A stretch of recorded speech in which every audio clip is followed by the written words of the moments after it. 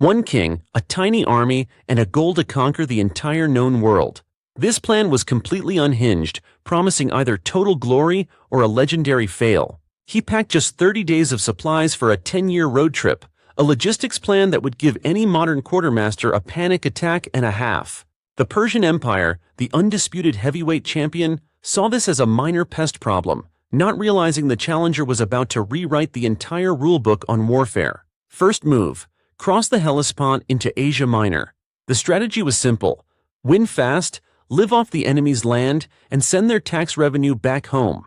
His confidence was basically peak Delulu but confident energy, betting his entire kingdom on a single, continuous, high-stakes military campaign. He was all in, no cap. Great ambition often ignores the fine print of logistics, a lesson written in lost supplies, tired soldiers, and the vast, unforgiving miles between water sources. At the Battle of the Granicus, local Persian governors thought they could stop him at a river crossing. This was a classic tactical blunder they'd regret. The invader didn't wait. He charged straight across the river into the teeth of their cavalry, a move so reckless it completely scrambled their defensive formation. His elite companion cavalry smashed into their flank while the phalanx, a wall of pointy spears, marched steadily up from the river. It was checkmate in logistics. The victory unlocked all of Asia Minor. Coastal cities fell like dominoes, providing him with the naval bases and cash flow he desperately needed to continue. The Persian Emperor, Darius III, finally took this seriously. He mobilized the imperial doomstack, hundreds of thousands of troops to crush this upstart kid from Macedonia. They finally met near Issus, on a narrow coastal plain. The terrain was a huge own goal for the Persians, preventing them from using their massive numbers. The battlefield was essentially a tight corridor, like trying to fight a hockey game in a bowling alley. Advantage: the smaller, more nimble team. A map shows land, but never the loyalty or fear of the people living on it. Each captured town was a new risk, a new variable, a new rebellion waiting. The invader again led a cavalry charge aiming directly for Darius. It was a high-risk, high-reward strategy focused entirely on decapitating the enemy command structure. Seeing the Macedonian cavalry break through his royal guard, Darius panicked. He ditched his chariot, his army, and his family, fleeing the battlefield in disgrace. This was a massive power move. The invader captured the emperor's family and the royal treasury, but treated the family with respect, a PR win. The Persian army, leaderless and confused, just collapsed. It was a straight-up savage display of how leadership psychology can determine the outcome of any conflict.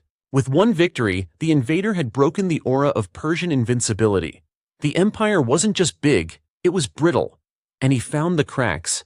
From the battle, a single dented bronze helm becomes a symbol of his willingness to lead from the very front, sharing every risk his soldiers faced directly. Sometimes, the symbolic fall of one leader can shatter an entire empire's morale instantly.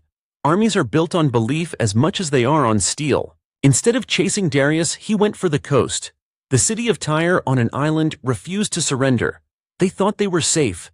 They were wrong. His engineers were on a different Sigma grind set. They built a massive half-mile-long stone causeway through the sea to bring the siege engines to the walls. After 7 months, the city fell. It was a brutal message to the rest of the empire.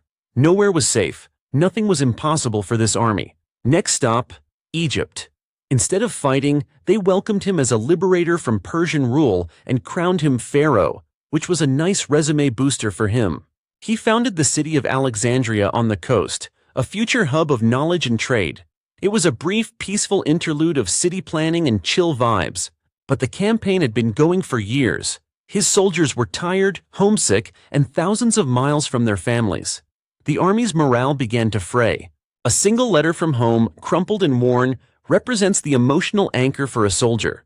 A micro-story of love, loss, and the promise of return. An army's greatest enemy isn't the opposing force, but the crushing weight of distance, the slow erosion of hope, and the fading memory of home.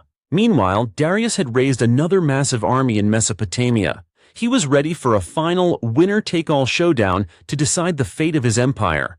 The invader marched his tired army out of Egypt and into the heart of the Persian Empire. This next battle would be fought on Darius's home turf, the Battle of Gaugamela.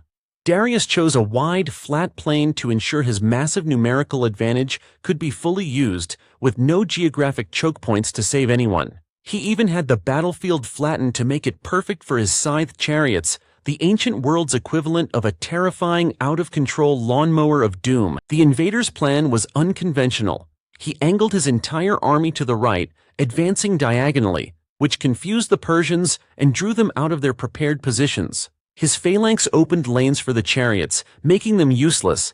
They just passed harmlessly through the gaps. It was an epic tactical counter, beautifully executed. Before the battle, Darius had offered peace, half his empire, a royal marriage, and tons of gold. A deal so good it was basically a fantasy offer. His most trusted general, Parmenion, advised him to accept. "I would if I were you," he said. His generals thought this was a bruh moment. History pivots on moments where calculated risk is chosen over the safety of a good deal. The greatest gains are found just beyond the edge of reason. The invader's reply was legendary. "So would I, if I were Parmenion." He rejected the offer. He didn't want half the world, he wanted all of it. The diagonal move created a gap in the Persian line. The invader led his companion cavalry in a wedge formation straight through it, aiming for Darius again. Holding his dented helm, he rallied his troops for the final push. The helmet was no longer just protection, but a banner of shared struggle and inevitable victory. For the second time, Darius fled. The Persian Empire effectively died that day on the plains of Gaugamela, its king a fugitive, its army shattered beyond repair. The great cities of Babylon and Susa surrendered without a fight. He marched into Persepolis, the ceremonial capital, and captured an unimaginable fortune in gold. Empires are not just conquered with swords, but dismantled stone by stone, symbol by symbol, until nothing remains of the old order but stories and dust. In a controversial act, he allowed the palace of Persepolis to burn, possibly as revenge for the Persian burning of Athens a century and a half earlier. With the emperor gone, the war should have been over. But the invader wasn't done. He wanted to conquer all the way to the world's edge. He pushed into Central Asia, into modern Afghanistan and Pakistan, facing brutal guerrilla warfare in harsh mountainous terrain. The fighting was ugly and relentless for years. His army was now a mix of veterans, new recruits, and integrated Persian units. Keeping them all on the same page was like moderating a global group chat. This wasn't a pitched battle. It was the ancient world's worst group project. Different languages, goals, and loyalties made every single day a struggle for cohesion. His men were reaching their breaking point. They had conquered the known world, but their king's ambitions seemed to have no end, no final victory condition. Victories that drain your strength can feel indistinguishable from defeats, a hard truth for conquerors who only know how to measure success by miles gained. Finally, in India, at the Battle of the Hydaspes, he faced King Porus and his army of war elephants. It was his toughest, most costly fight. He won, but his army was shaken. After the battle, his veteran soldiers finally mutinied. They refused to go any further east. They just wanted to go home. For the first and only time, the invader was defeated, not by an enemy army, but by the exhaustion and collective will of his own loyal men. The turning point wasn't a battle, but a conversation. It showed that even the most powerful leader is nothing without the consent of the people they lead. He finally agreed to turn back. The great conquest was over. The long, brutal march home through the unforgiving Gedrosian desert would begin. The desert march was a disaster, with thousands dying of thirst and starvation. His battered helmet, once a symbol of glory, was now just a soldier's cup. Nature remains the final undefeated opponent, unmoved by strategy, ambition, or the glory of kings. The desert does not care who you are. He made it back to Babylon, but he was a changed man. Soon after, at age 32, he died of a sudden fever, his conquests unfinished.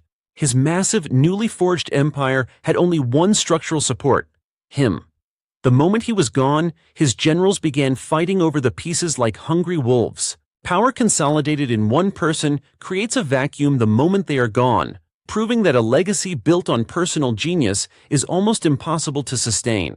The lightning conquest was over. Decades of brutal civil war would follow as his former commanders carved out their own kingdoms from his massive, unstable achievement. Was he a hero, a visionary, or a destructive force? The debate continues, but his 11-year campaign irrevocably changed the map and culture of the world. His dented helmet, a witness to every charge and every gamble, rests in a museum, a silent testament to a story of impossible ambition and its ultimate price. The shockwaves of one short life can reshape the world for 1,000 years, leaving behind a new era born from the chaos of a single brilliant dream.